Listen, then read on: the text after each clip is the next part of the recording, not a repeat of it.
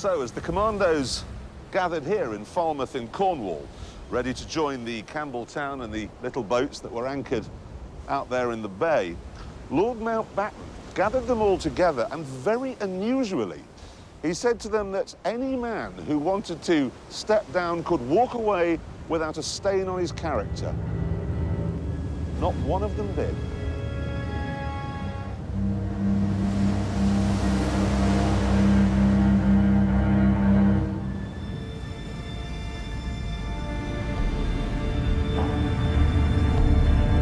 At 2 p.m. on the 26th of March, 1942, the Armada set sail, with 264 commandos and 357 Navy personnel on board. That's a total of 621 men. Only 227 would come back. I had just enough light to read a book that I was reading, and I just concentrated on reading this book.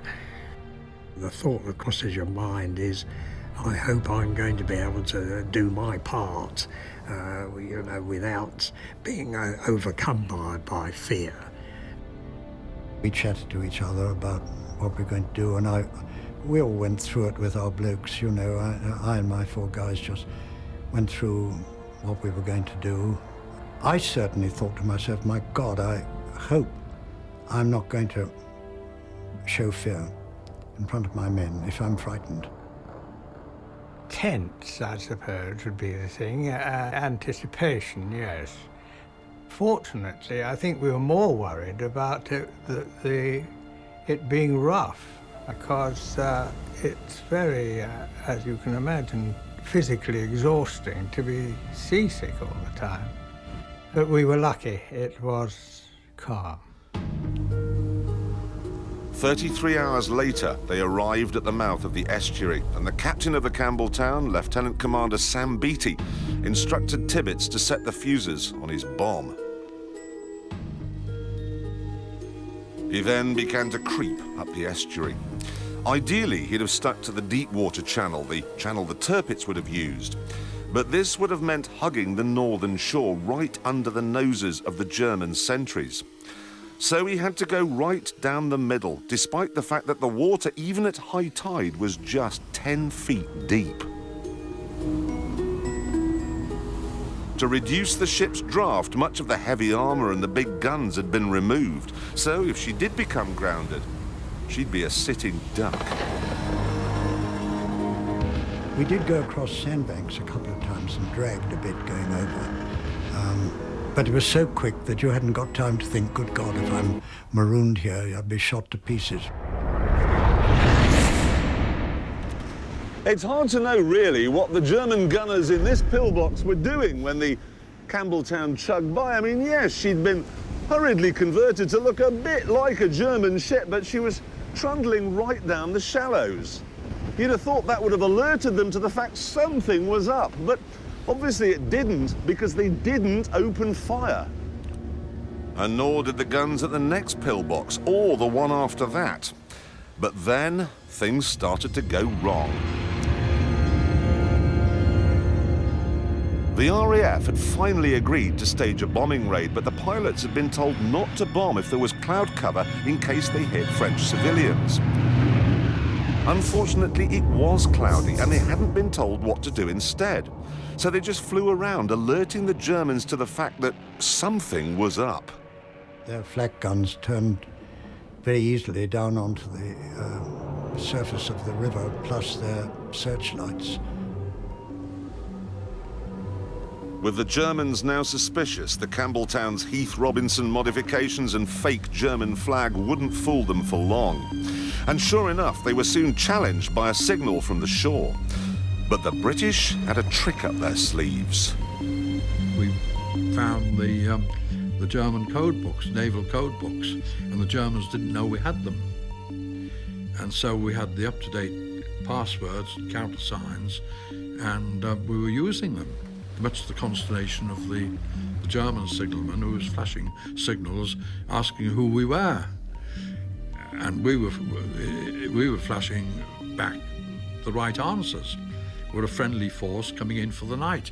We've got a damaged ship or something like this, you see, and putting them off. Twice the Germans opened fire, but each time they were silenced by reassuring signals coming from the Campbelltown. This meant the ships could get nearer and nearer to the target. Eventually, though, the Germans realised that, yes, unbelievably, it really was a British raiding party sailing right through their front door. They managed to get to this point here, just 2,000 yards from the dock gates, which are kind of just round the headland. Maybe you can see it just over there. And all hell broke loose.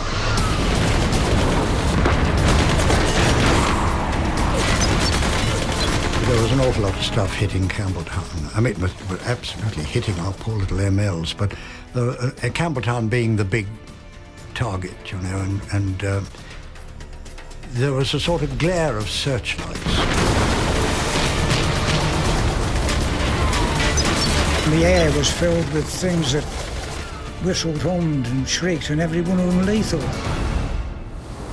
The main focus for the German gunners was the bridge of the Campbelltown, where the captain, Beatty, was trying to keep a steady course by calling out steering directions. The chap at the wheel was killed. His place was taken by another rating who was killed almost immediately. So then a chap called Montgomery, who was a Royal Engineer, took over, and he was standing there thinking, what do I do with this? When suddenly there was a tap on his shoulder and a voice said, I'll take it, old man. And it was Tibbets, the egghead, the brilliant scientist from Dartmouth, the man who designed the bomb in the bow, found himself at the wheel as the destroyer was on its final charge. I remember a red-hot shell passing through the wardroom just over our heads and going on out, didn't explode. If just one shell hit the rudder or the engine, or worse, the bomb in the bow, the mission would be over. But at this point, it wouldn't have mattered because Beatty was lined up on the wrong lighthouse, so he was heading for the wrong target.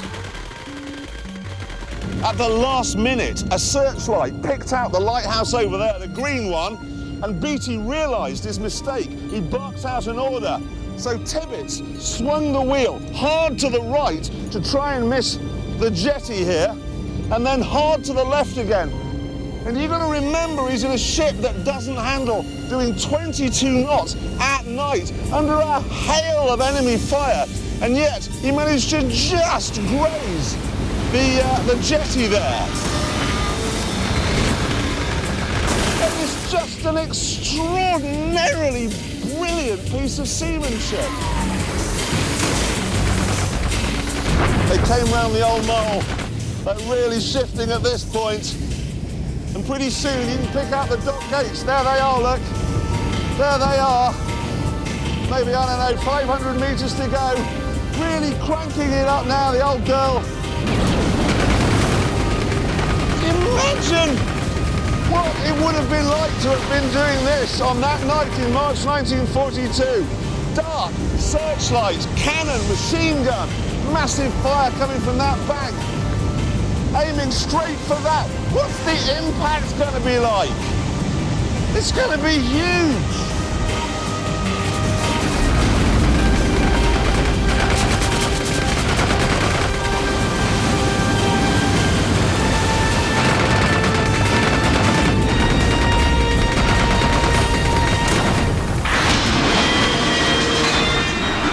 The ship reared up, putting Tibbets's 4-ton bomb right over the gate. And despite the firestorm, Beatty turned to his men and said, well, there we are. 4 minutes late. The Navy had done its part of the job brilliantly. And now, in the 2.5 hours before Campbelltown blew, the Army had to get ashore and create havoc. Yes, the Germans had fixed gun emplacements, and yes, they outnumbered the British by 20-1.